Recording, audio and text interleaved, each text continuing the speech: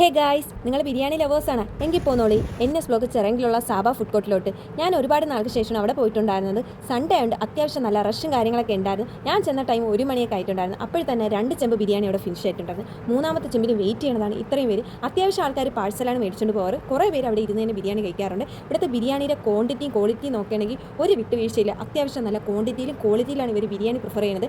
Taste vice നോക്കുകയാണെങ്കിൽ ഒരു രക്ഷയില്ല ഗൈസ്. നല്ല അടിപൊളി ടേസ്റ്റാണ്. പണ്ട് എങ്ങനെയായിരുന്നു അതേപോലെ തന്നെ ഇപ്പോഴത്തെ അവിടുത്തെ ബിരിയാണിയുടെ ടേസ്റ്റ്. ഞാൻ എൻ്റെ ജീവിതത്തിൽ കഴിച്ചതിൽ ഏറ്റവും നല്ല അടിപൊളി ബിരിയാണി എന്ന് പറയുമ്പോൾ സാബയിലെ ബിരിയാണിയാണെന്ന് ഞാൻ ഫസ്റ്റ് തന്നെ പറയും. ബിരിയാണിയെ പറ്റിയുള്ള അഭിപ്രായം? ബിരിയാണിയെ സംബന്ധിച്ച് ബിരിയാണി എത്ര വെച്ചാലും തികയാത്ത സംസ്ഥാനമാണല്ലോ. പ്രത്യേകിച്ച് ഞായറാഴ്ചകളിൽ എത്ര ഫുഡ് വെച്ചാലും ഓർഡർ കൂടുതൽ ഓർഡറും പിന്നെ മാത്രമല്ല സ്വന്തമായിട്ട് കഴിക്കാൻ ഒരുപാട് ആളുകളുണ്ട്. നല്ല ബിരിയാണിയാണ്, നല്ല ക്വാളിറ്റിയോട് കിട്ടുന്നുണ്ട്. ഒത്തിരി ആൾക്കാർ പല തരത്തിലും കേട്ടറിഞ്ഞുള്ള വാങ്ങിക്കുന്നുണ്ട്. ഞങ്ങളും സ്ഥിരമായിട്ട് വാങ്ങിക്കുന്നവരാണ്. നല്ല ക്വാളിറ്റിയുള്ള ഫുഡാണ്, നല്ല ബിരിയാണിയാണ്.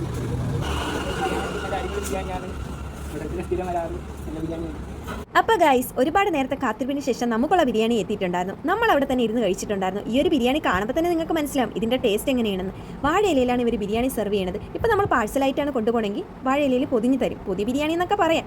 ഇതിൻ്റെ കൂടെ നല്ല അടിപൊളി മസാല, 2 വലിയ പീസ് ചിക്കൻ, സാലഡ്, അച്ചാർ, പപ്പടം, ബോയിൽഡ് എഗ്, ഇത് ഇത്രയും സാധനങ്ങൾ ഇവർ പ്രൊവൈഡ് ചെയ്യുന്നുണ്ട്. ഇതിൻ്റെ ടേസ്റ്റ് വൈസ് നോക്കുകയാണെങ്കിൽ സൂപ്പറാണ് ഗൈസ്. നിങ്ങൾ എന്തായാലും ആറ്റിങ്ങൽ ചിറങ്ങിൽ ഉള്ളവരാണെങ്കിൽ മസ്റ്റായിട്ട് സാബ ഫുഡ് കോർട്ടിൽ ഒന്ന് ഇവിടുത്തെ ബിരിയാണി എന്തായാലും ഒന്ന് ട്രൈ ചെയ്ത് നോക്കണം. Okay, by.